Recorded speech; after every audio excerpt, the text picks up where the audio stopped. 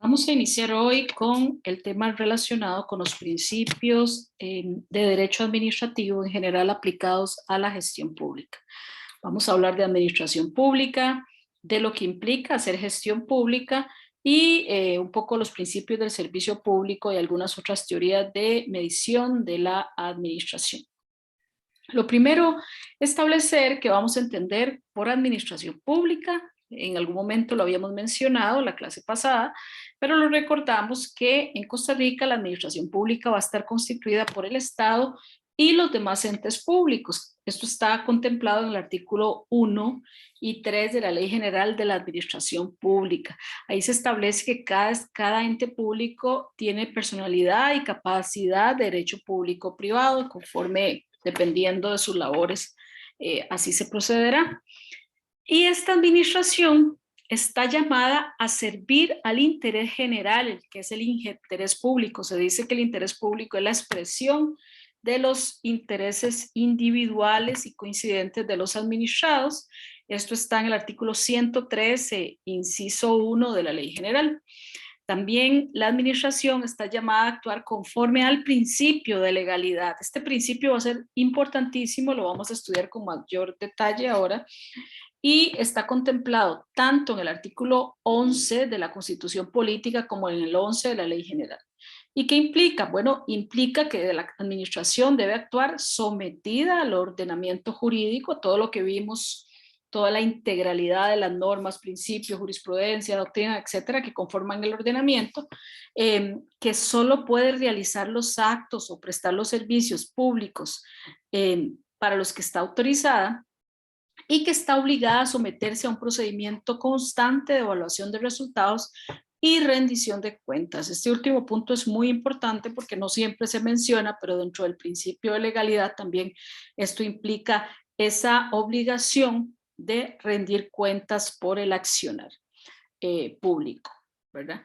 También en un Estado social y democrático de derecho como el que vivimos y que hemos estudiado, se dice que la función también de la administración es propiciar a las personas, a los ciudadanos, el ejercicio pleno de sus derechos fundamentales. Eso es muy importante. ¿Por qué? Porque va a implicar también el procurar que las personas puedan hacer efectivos sus derechos, sea a partir de políticas públicas, de la propia gestión pública, cómo se realice, ¿verdad? Pero es materializar esa posibilidad real que tienen todas las personas de vivenciar efectivamente sus derechos. También el procurar que todas las personas que conforman una comunidad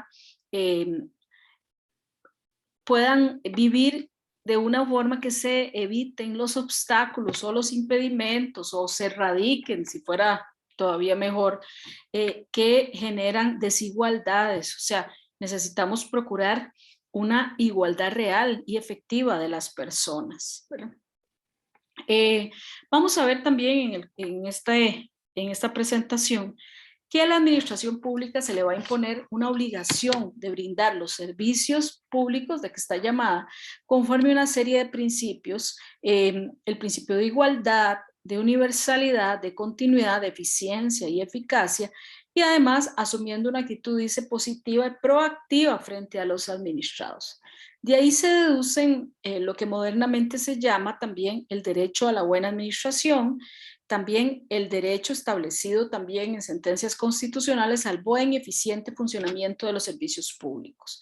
Está citada aquí en la diapositiva donde dice SCV-, ahí van a encontrar ustedes varias sentencias de la Sala Constitucional si eventualmente quisieran ahondar un poco más. Además, en la plataforma, en los documentos que les he compartido, van a encontrar también varios documentos relacionados con estos principios. Entonces, lo primero que vamos a tener claro es que la administración pública está sometida en su accionar a una serie de principios que vamos a ir poco a poco decantando, ¿verdad? Aquí en el centro les he puesto una definición general, ¿verdad?, de administración, donde se habla que es una organización social dotada de personalidad jurídica y de poder público con la finalidad institucional de servir al interés general sometiéndose plenamente al derecho y al control jurisdiccional, que esto va a ser muy importante. ¿Por qué? Porque eso implica que todas las acciones de la administración son revisables en vía judicial, ¿verdad? Y eso da la posibilidad de que las personas tengan la efectiva garantía de acceso a la justicia en el caso de que los actos de la administración violen derechos o se genere alguna injusticia, irregularidad. Bueno, les he citado en esta diapositiva una serie de principios rectores generales de la administración pública, algunos contenidos y la mayoría en la ley general y otros incluso que en la misma sala constitucional en sus resoluciones ha ido desarrollando. Vemos aquí el principio de eficiencia de la administración que está en el artículo 191 de la Ley General de Administración Pública, principio de eficacia contenido en el 11, párrafo 2, el principio de simplicidad, de celeridad, que ahora vamos a decantarlo, de qué estamos hablando, el principio de buena marcha del gobierno, esto es lo que modernamente se le llama el principio de buena administración, ¿verdad? Está en el artículo 139, inciso 4, y también el deber de vigilar el buen funcionamiento de los servicios públicos y dependencias administrativas, contenido en el artículo 140. Ese deber de que los servicios públicos cumplan con una serie de requisitos de funcionamiento, también vamos a detallarlo y además van a tener ustedes una actividad solo relacionada con ese tema. Abajo, al pie de la diapositiva, les he puesto varias resoluciones de la Sala Constitucional. Esta que les he marcado en rojo es una resolución que también se las he subido en el material, pero además que me permito solicitarles que le den una lectura íntegra porque nos permite también definir con mucha concretud de qué estamos hablando al referirnos a los principios que rigen en general la actividad de la administración y el servicio público. Bueno, el primer principio es el principio de legalidad. Les decía que está contenido tanto en el artículo 11 de la Ley General como en el artículo 11 de la Constitución Política. Tenemos una sentencia que les cito de la Sala Constitucional, voto 2016-07-123 del 2016, donde viene a analizar qué vamos a entender por principio de legalidad y habla de que los funcionarios públicos debemos, 1, acatar la ley y la Constitución, 2, rendir cuentas, es muy importante, y 3, ser responsables por el cumplimiento o incumplimiento de nuestros deberes. Esto conlleva la rendición de cuentas, ¿verdad? La responsabilidad por las acciones, ¿verdad?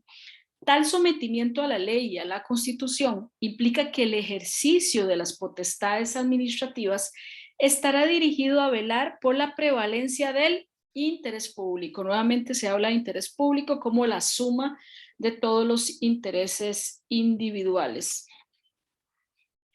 Vamos por aquí también con otro voto de la sala que nos permite un poco ahondar más en el principio de legalidad y habla de que se debe entender que significa que los actos y comportamientos de la administración pública deben estar regulados por norma escrita, lo que implica desde luego el sometimiento a la Constitución, a la ley y en general a todas las normas del ordenamiento jurídico. Es lo que se conoce como principio también, van ustedes a escuchar ese nombre, de juridicidad de la administración. Las instituciones públicas solo pueden actuar en la medida en la que se encuentre apoderadas para hacerlo por el mismo ordenamiento y normalmente a texto expreso. Solo le es permitido lo que esté constitucional y legalmente autorizado en forma expresa. Ven qué interesante aquí porque aquí se deducen varias cosas. Lo primero es que está establecido que ese principio de juridicidad de la administración implica también el hecho de que se someta a la norma escrita, pero también al hablar de la norma escrita habla de las normas en general del ordenamiento jurídico, ¿verdad? No solo la ley, la Constitución y cualquier otra norma, digamos, que interactúe con ellas, ¿verdad? Esto cobra importancia también porque cuando se dice que la administración solo puede actuar conforme lo autorizado por norma expresa, esa interpretación debe darse en el contexto de todo el ordenamiento jurídico, ¿verdad? Les decía yo al inicio que no en pocos casos, la interpretación que se hace siempre es bastante restrictiva de derechos o simplemente buscando que haya expresamente una norma habilitante y no se hace la interpretación tomando en consideración otras leyes o constitución que está relacionada. Van a tener un artículo, o más bien ya subí un enlace en los materiales, donde ustedes van a poder hacer un análisis sobre un artículo de opinión en relación con este principio de legalidad precisamente. Otro elemento importante es determinar que el principio de legalidad, y ojo con esto, conlleva también la obligación de motivar todos los actos administrativos, ¿verdad? O sea, ¿por qué yo tomé una decisión? ¿Esto por qué? Porque eso es muy importante. Esto le da la protección de los derechos a las personas también, que incluso podrían presentar algún recurso contra un acto administrativo específico, poder defenderse si les afecta. Pero si no hay motivación, esto no es posible. Este principio de legalidad va a establecer precisamente también ese deber de motivación de los actos. En clase siguiente vamos a hablar un poquito en su momento sobre el procedimiento administrativo y los actos administrativos, y ahí vamos a tocar con mayor detalle el tema de la motivación del acto administrativo. Tenemos también el principio de eficacia.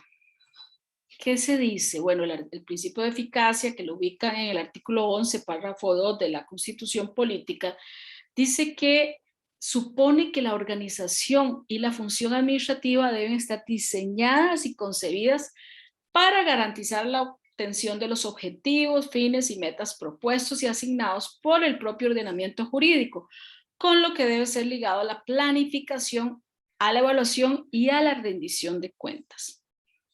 Eso quiere decir que perfectamente nosotros podríamos analizar un acto administrativo, ¿verdad? Y determinar si este acto administrativo no es un acto que responde a procesos de planificación, de evaluación o bien de rendición de cuentas en general, podría tener vicios de eficacia, ¿verdad? Porque no está diseñado para garantizar un objetivo mayor, un fin, una meta que esté consignado en alguna propuesta, en alguna planificación, ley, etc. También tenemos el principio de eficiencia. La eficiencia implica obtener los mejores resultados con el mayor ahorro de costos o el uso racional de los recursos humanos, materiales, tecnológicos y financieros. Aquí va a ser muy importante en materia de administración pública. ¿Por qué? Porque tenemos, como se dice en economía, ¿verdad?, recursos escasos y necesidades ilimitadas, ¿verdad?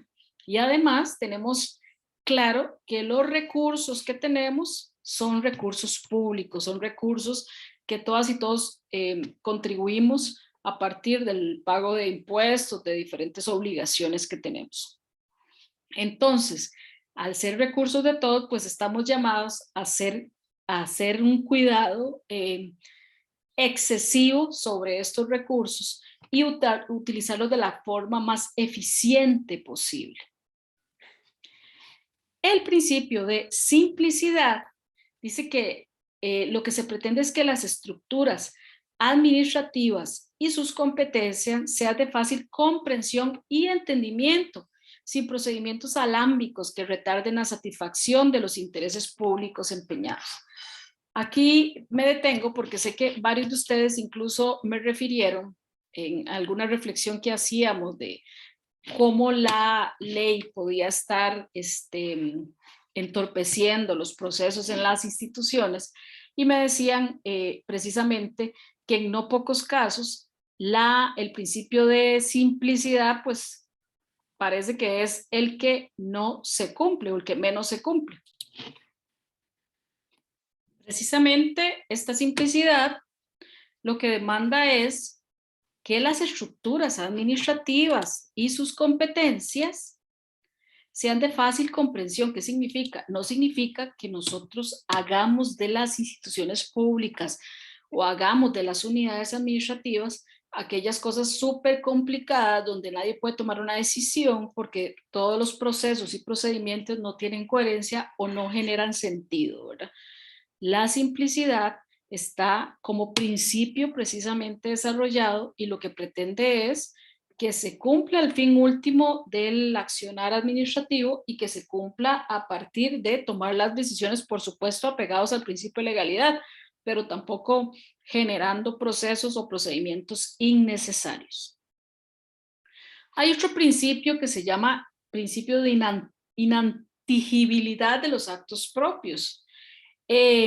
Perdón, de intangibilidad, está mal escrito arriba. Precisamente lo que habla es que la administración está vedada para suprimir por su propia acción actos que haya emitido que confieren derechos a subjetivos a particulares y luego casi que eliminar esos derechos. O sea, si yo como administración emito un acto y ese acto otorga derechos a terceros, no puedo yo venir después a eliminar esos derechos de terceros yo mismo, ¿verdad? Sino que tiene que hacer por un proceso que existe que se llama proceso de lesividad, ¿verdad? Que en el caso de Costa Rica tienen que participar o bien la Contraloría, la Procuraduría, dependiendo de lo que se trate, ¿verdad? Y donde las personas que podrían verse perjudicadas tienen todo un proceso de defensa que podrían realizar. El principio de irretroactividad de la ley es otro de los principios generales y precisamente les puse una definición de un dictamen de la Procuraduría que ven ahí citado, donde habla que la retroactividad se presenta cuando una norma jurídica nueva pretende invadir el dominio de aplicación de una norma anterior, o sea, que se aplica a hechos que se han producido antes de su entrada en vigencia.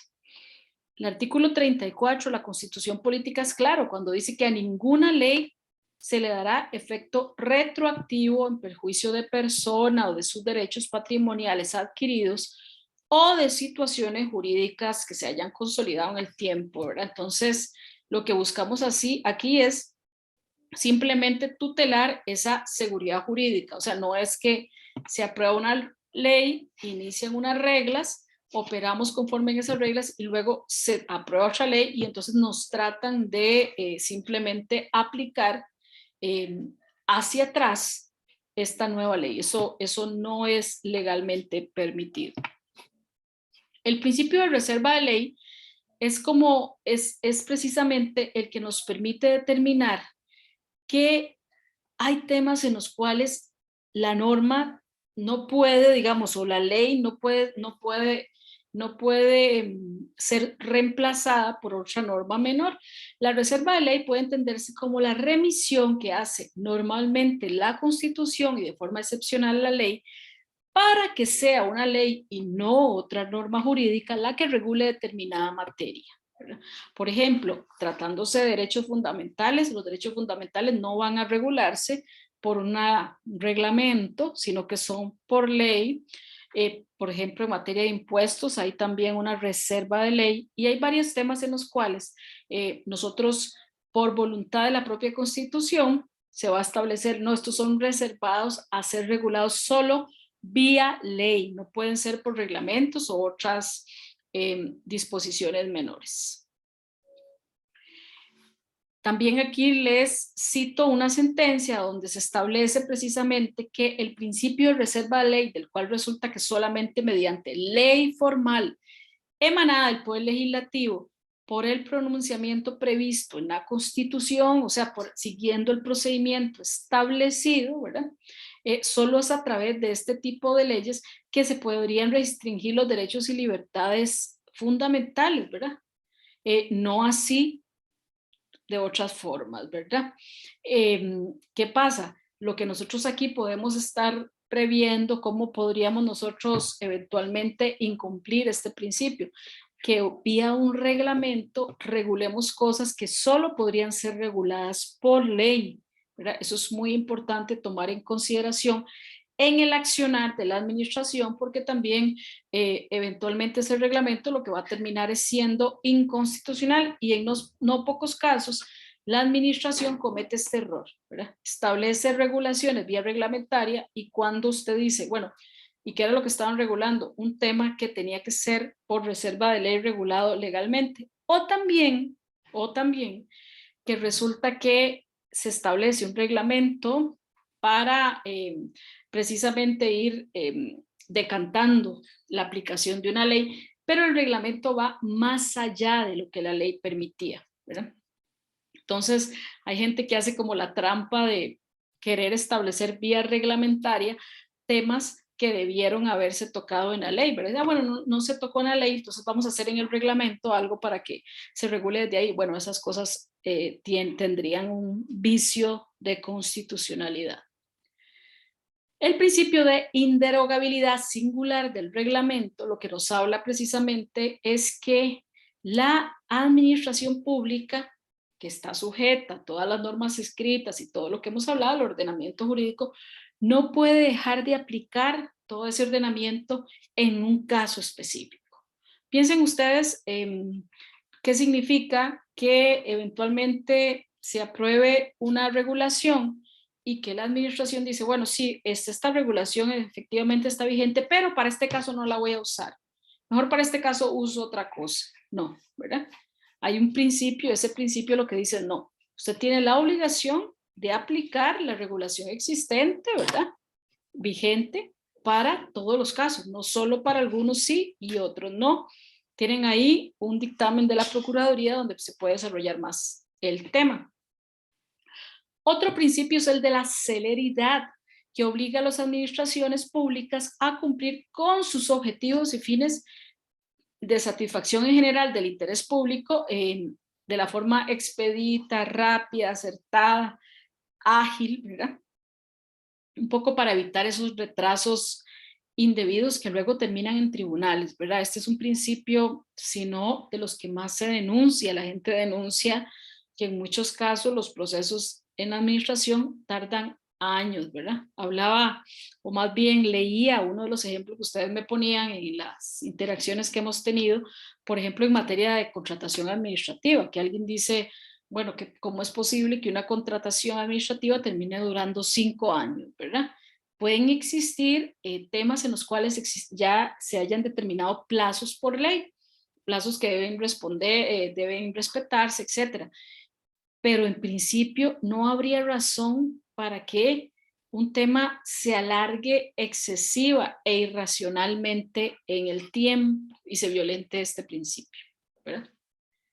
Bueno, esta tensión que les hago aquí es que me parece bien importante analizar y es que dice uno de los votos de la Sala Constitucional, el que les puse en rojo al inicio, que no debe perderse de perspectiva que los principios generales del derecho tienen el rango de la norma que interpretan, integran o delimitan, con lo que puede asumir un rango constitucional si el precepto respecto del cual cumplen tales funciones también tiene esa jerarquía. O sea, si yo estoy analizando un principio que está relacionado con una labor desde el punto de vista constitucional, un principio constitucional asociado a un derecho constitucionalmente establecido, entonces ese principio va a tener el rango también de la norma que estamos interpretando y eso implica que debe ser, esto para decirles la importancia de respetar estos principios de los que estamos hablando, ¿verdad?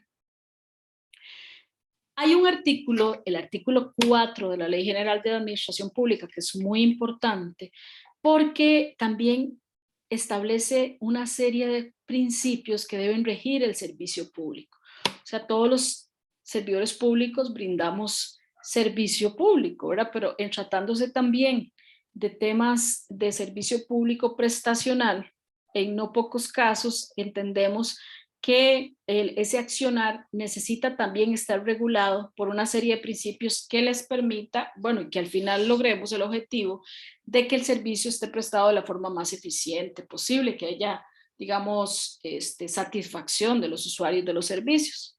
Aquí la administración pública habla de continuidad, eficiencia, adaptación al cambio, ¿verdad?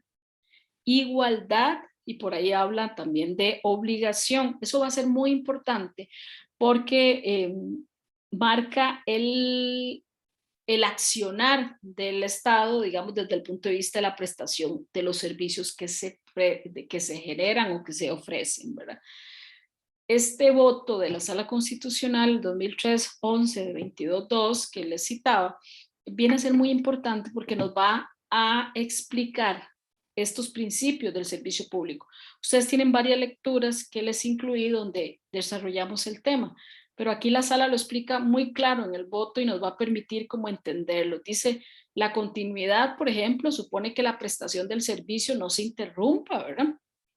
Aquí tendríamos que ver por qué luego puede llegar a interrumpirse un servicio público, en qué casos se puede llegar a justificar, pero además cómo la administración inmediatamente tiene que reaccionar a esa interrupción, procurando la continuidad en todo momento.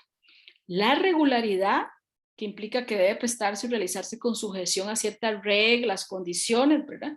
Eso es muy importante también, ¿verdad? Que está regular, o sea, es una suerte de que además de que se brinde sin interrupciones, además tenga una regulación, ¿verdad? Al principio el servicio público esté regulado.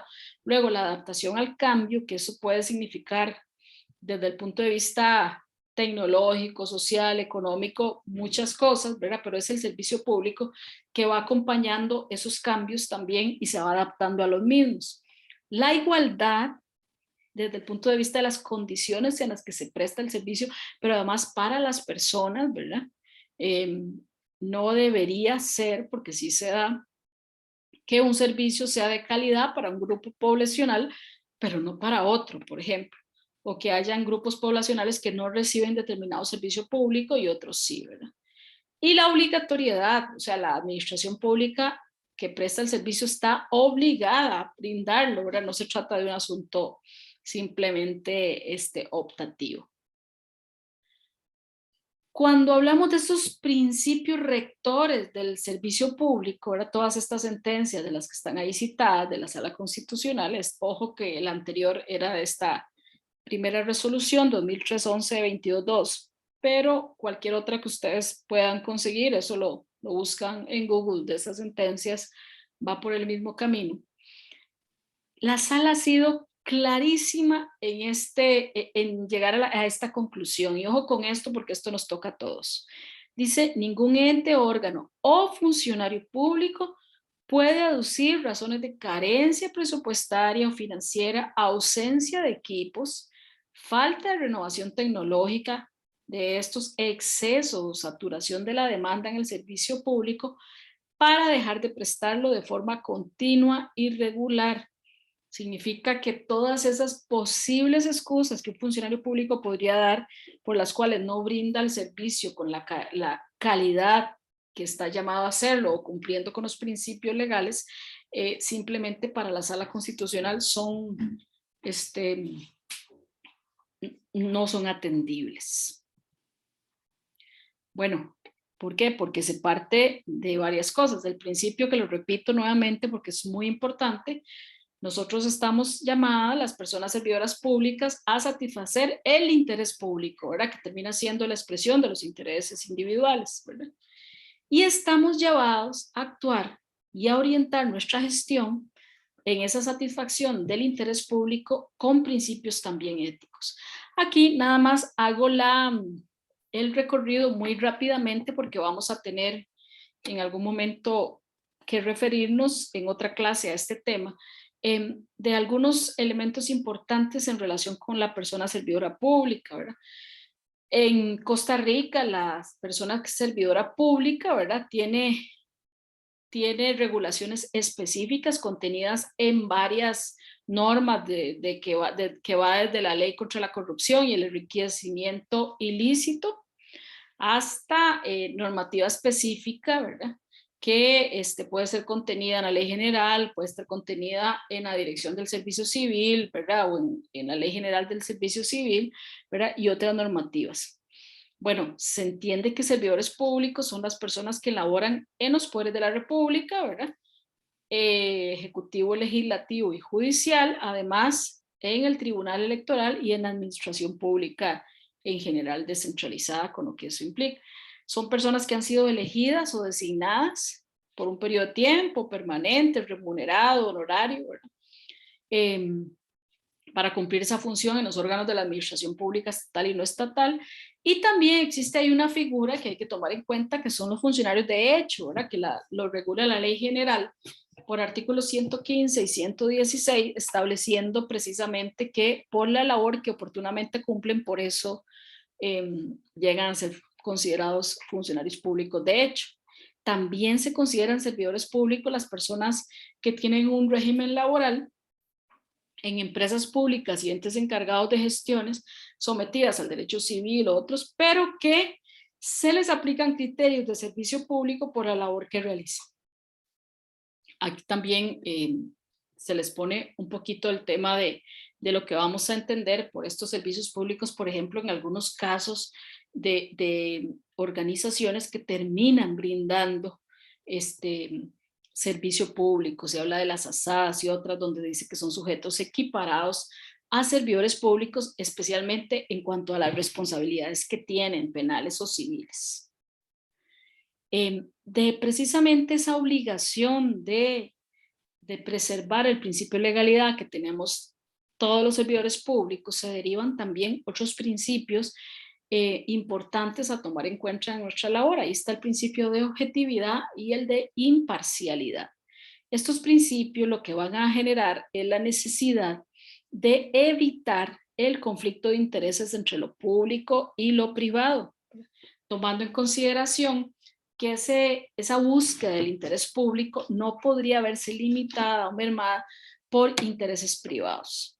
O sea, yo, funcionario público, tengo que cumplir a cabalidad mi función y tengo un interés privado en determinado asunto, entonces ahí entra un conflicto y opto por privilegiar el interés privado al público. En este caso estaría simplemente ir respetando estos principios de objetividad y de imparcialidad. Todo esto tiene que ver con temas de ética pública, que los menciono simplemente para que quede establecido que además de los principios de los que he hablado, el servidor público está obligado a realizar su labor desde el cumplimiento de principios de estándares de ética pública. También así es. Entonces, algunas características que puede tener el funcionariado público. Bueno, está regulado, ¿verdad? Tiene un estatuto, puede ser el estatuto del servicio civil, hay algunas regulaciones específicas de otros poderes de la República, pero tiene una regulación especial. Inician o entran a la carrera pública bajo el principio de idoneidad comprobado, que está en el artículo 192. Luego hay estabilidad, ¿verdad? Ese es un principio fundamental entre el sector público y privado, la estabilidad, donde el servidor público solo puede ser removido por causas de despido justificado, ¿verdad? A diferencia del servidor del sector privado, que puede ser removido simple y sencillamente cancelando los rubros de ley. Ahora con la nueva reforma procesal laboral, pues sí, dando una justificación de por qué se remueve, pero se puede ejecutar el acto, ¿verdad? Y también, digamos que va desarrollando una especialidad que vamos a ir viendo en los manuales de puestos de los funcionarios, ¿verdad? Qué requisitos se exigen, etcétera, ¿verdad? Vamos a decir entonces que el componente decisivo en la tutela del derecho fundamental al buen funcionamiento de los servicios públicos y de la administración va a ser la gestión ética, la ética pública, ¿verdad? También. Y hago especial énfasis en esto porque en muchos casos se obvia y no, es parte de los principios que rigen, que influencian el servicio público y la buena administración en general. Por ahí vamos a tener oportunidad en algún momento de desarrollar más sobre este tema, pero por aquí les dejo para ilustrar algunos de las prohibiciones y además deberes que conlleva la ética pública, ¿verdad? Conlleva el adoptar decisiones en cumplimiento de las atribuciones que les son dadas, administrar los recursos públicos con legalidad, eficacia, eficiencia, y luego vienen varias prohibiciones como el rechazar dádivas, obsequios, premios, etcétera, abstenerse de conocer asuntos sobre las que haya algún interés, ¿verdad? Específico, pero además un principio de orientar la actividad administrativa ¿a qué? A satisfacer el interés público. Entonces, ¿qué vamos a tener digamos, en conclusión? Vamos a tener un funcionario público que además de tener que responder a legalidad, de tener que responder a una conducta ética, a criterios de idoneidad, Además de eso, pues está inmerso en un ordenamiento jurídico donde hay otros principios como eficiencia, eficacia, todos los que antes he mencionado, que rigen su accionar. Ese funcionario y esos principios son los que vamos a aplicar en la gestión pública. ¿Qué vamos a entender por gestión pública? Son todos esos procesos a través del cual las instituciones van a dirigir los asuntos de interés general, van a administrar los recursos que les dan y garantizar la realización de los derechos humanos. Digo yo, ¿por qué? Porque como lo dije desde el inicio, al final lo que está en el centro, que es la gente, ¿verdad? La gente que está en el centro, la tutela de sus derechos, el desarrollo de sus derechos y la institucionalidad que se crea es precisamente para ello, ¿verdad? Las personas, el centro de la gestión pública y tienen derecho, por supuesto, a una gestión de calidad. Esto implicaría que tanto la institucionalidad como los procesos que se generen en esa institucionalidad respondan a ese criterio. Cuando hacemos un análisis de la gestión pública, yo les decía que al menos podíamos ver 4 formas en que modernamente se hace análisis donde se aplica todo lo que hemos visto, todo el principio de legalidad, todos los principios referidos, ¿verdad? Pero incluso desde el punto de vista de cómo opera esa gestión. Ahí tenemos el derecho a la buena administración, el derecho al buen gobierno, desde esa óptica, la óptica del Estado abierto y además, en general, un enfoque basado en derechos humanos. Les voy a comentar al menos 3 de estos. El derecho a la buena administración, que está concebido también en nuestra Constitución, como vimos, ¿verdad? Es el derecho fundamental de los ciudadanos a que se genere una acción del Estado, ¿verdad? A generar criterios, estándares en el funcionamiento de la administración que permitamos incluso hablar de una administración pública de calidad, que busca el cumplimiento del objetivo general, el interés público. Cuando hablamos del derecho a la buena administración, les cuento que nace o que se desarrolla más en la Carta de los Derechos Fundamentales de la Unión Europea, también está en el Código Europeo de Buena Conducta Administrativa, en el artículo 41 de la Carta, lo desarrolla como un derecho humano, ¿verdad? Y establece que hay algunos principios que deben regir lo que nosotros como administradores públicos en general hacemos. Primero, el principio de centralidad de la persona, o sea, la persona es el centro de la gestión pública, ¿verdad? Y por eso no estamos, digamos, no podemos olvidarlo nunca.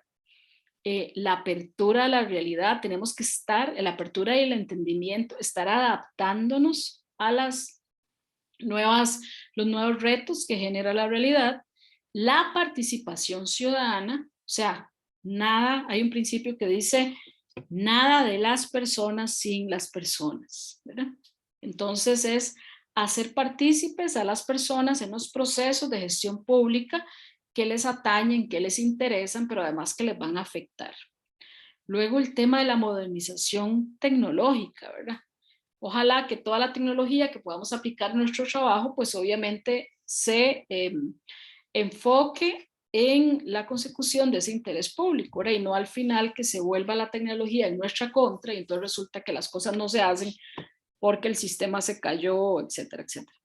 Y además de la vinculación ética, es muy importante, vea que nuevamente hago énfasis, que todo el tema ético constituye un elemento vital en la administración y en la gestión pública actualmente. Existe una Carta Iberoamericana de los Derechos y Deberes del Ciudadano en relación con la administración pública que establece una serie de principios, ¿verdad? Vamos a ver algunos de los cito, de los que ya hemos hablado ahora.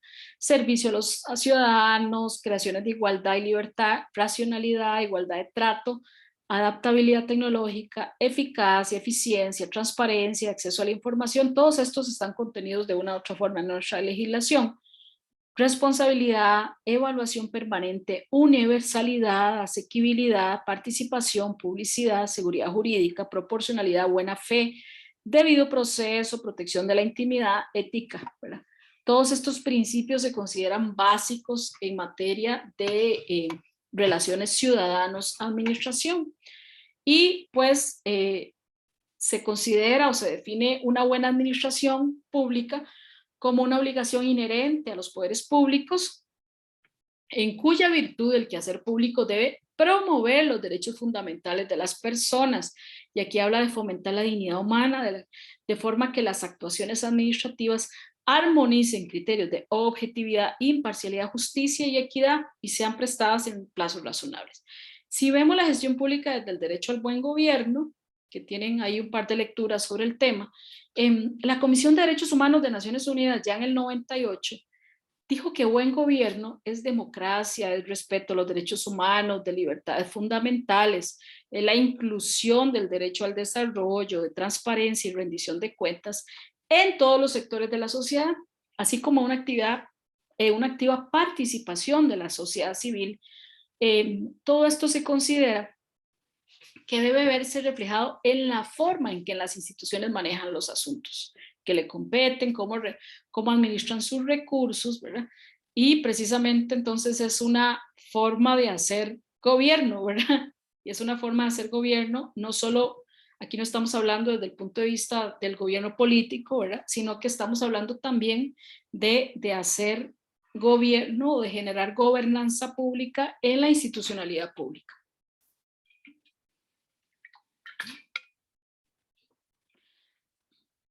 Los principios de buen gobierno que se han manejado a nivel internacional nos han permitido establecer que una gestión pública es para el buen gobierno debe ser participativa, apegada al principio de legalidad que vimos, respetuosa de los derechos humanos, eficiente y efectiva, que rinda cuentas, transparente e innovadora, un poco lo que se hablaba en el derecho a la buena administración también, y que responda a las necesidades de la gente. Entonces yo, si quiero un poco analizar la gestión pública, si quiero analizar cómo las instituciones realizan las labores, es más, si ustedes quieren analizar la institución en la que trabajan, la unidad en la que trabajan, ustedes pueden pasar por este filtro y llegar y determinar en cada caso en qué podemos estar bien y en qué no tan bien. Puedes decir, bueno, mi institución tiene formas de participación establecidas con los usuarios de los servicios, participan de alguna forma, ¿sí? El bloque de legalidad se cumple, ¿verdad? ¿Qué es lo que hay? ¿Es eficiente y es efectiva o convertimos la institución en simplemente algo súper, una maraña súper enredado, ¿verdad? Y eso nos impide cumplir el fin último. ¿Respetamos los derechos humanos? Bueno, ¿cuáles derechos? ¿Con qué poblaciones trabajamos? ¿Cómo los respetamos? ¿Tenemos protocolos de actuación, etcétera? ¿Rendimos cuentas de lo que hacemos? ¿Somos transparentes? ¿Tenemos acceso a la información pública? ¿Damos acceso a la información pública? Las gestiones que llegan a nosotros se contestan a tiempo, ¿verdad? La gente tiene una respuesta. Innovamos. Tecnológicamente somos innovadores, generamos cambios y respondemos a las necesidades de la gente. Esas son algunas de las preguntas que podríamos hacernos de cara a una gestión pública de calidad. Modernamente también se habla de Estado abierto y lo menciono nada más porque van a oírlo mucho, ¿verdad? Y es pasar de un modelo que se hablaba de gobierno abierto a Estado abierto. Esto inició en Inglaterra en los años 70 y tenía una finalidad de reducir la opacidad burocrática. Posteriormente fue avanzando en las administraciones y lo que se pretende es mejorar las capacidades de los gobiernos y modernizar las administraciones. Parte de tres principios: la transparencia, la apertura y la colaboración. Se parte precisamente de que hay que repensar la administración y que las personas tienen que tener una participación más activa. De hecho, en muchos casos ya no se habla tanto de participación ciudadana como de co-creación en los asuntos que les competen. Si yo voy a establecer políticas públicas que le van a llegar a una población específica, pero pues lo mínimo que yo puedo hacer o que debería hacer es que preguntarle a esa población cuáles son sus necesidades, pero además tomar en consideración esas necesidades de cara a las acciones que se vayan a tomar. Un poco lo que ustedes también tuvieron la oportunidad de ver en los procesos y en la lectura del documento de Mideplan y en la política pública que analizaron. Quise poner esto cerrando porque muchas veces nos preguntan, bueno, pero es que resulta que a veces los usuarios de los servicios abusan, ¿verdad? Abusan y eso implica también que hacen un uso excesivo de los procedimientos, hacen un uso excesivo de las gestiones, etcétera, ¿verdad?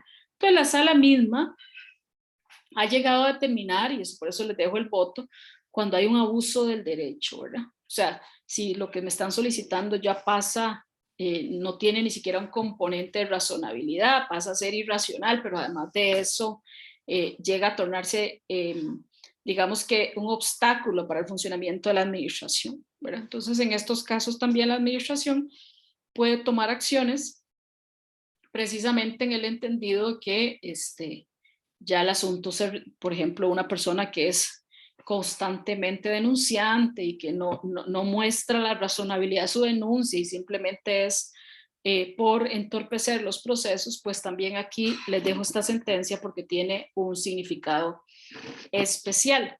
Voy a terminar aquí con esta presentación. Los voy a invitar a que ustedes también puedan empezar a hacer las lecturas y además atender las actividades que están propuestas para esta segunda sesión. Muchas gracias.